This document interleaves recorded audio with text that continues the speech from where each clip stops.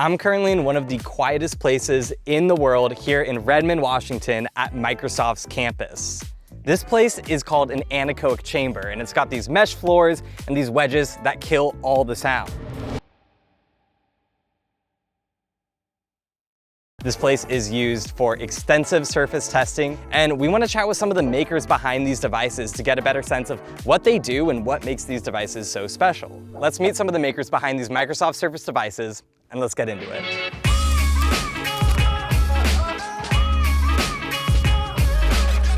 All right, I am here with one of Microsoft's very own product marketing managers. Can you introduce yourself to our viewers and tell them a little bit about what you do? My name is Nicholas Albert, and I work exclusively on Surface laptops. So imagine we're now at like Thanksgiving, and you're trying to tell a family member this, and they just like have no clue what you're talking about. How would you say it to them? I work with engineers on defining audience and features. Me and my team, we really like to think of ourselves as championing the voice of the customer. We aren't just building products to build products. We build products for people to solve the problems that they have. Speaking of the products, what do we got here? So this is the new 13-inch Surface laptop. When we started to design this, we wanted to make it more accessible. This mobile audience who's on the go, they need these portable devices, but they don't want to make those compromises. And so we created the new 13-inch, really redesigning and building from the ground up.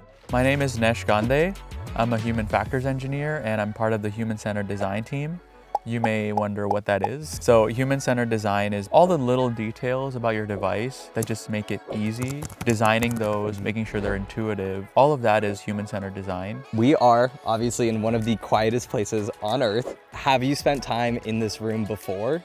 Being in this room, this anechoic chamber, as we call it, is actually part of my job. We pay a lot of attention to every single sound that your device makes. And this place is the best place to measure that because there's no external noise. I've been here like weekly. Is there a favorite device sound or experience that you think makes just a perfect ASMR moment? Actually, laptop close might be one of my favorite sounds. That's hard to beat. That's hard to beat for sure. Obviously, these devices look amazing. What is a feature that you're like, this is what I really want people to appreciate about these new devices? Yeah, I think it's two things, right? The design, like I said, these are the lightest, thinnest Surface laptops we've ever released. I want something that's easy to slip into my bag. I honestly can forget it's there. The other thing is the touchscreen. My favorite thing is like showing people this laptop and like I do the touchscreen. Yeah. This is a touchscreen, like you can touch it? What? Sometimes I'm at home, like, and I have a monitor set up. I'm tapping the monitor. I'm tapping every single screen I have, thinking it's a touch screen. And for me, it's been a cool experience. To see it come to life. I understand that you have brought some props that definitely demonstrate some of that human factors. I was wondering if you could show us a little bit about them. I have this key model here. So what makes a difference is how much force it takes to press the key and how the key bounces back. So when you're done doing a keystroke, you let your finger go, and then the key pushes back and kind of guides your finger onto the next key.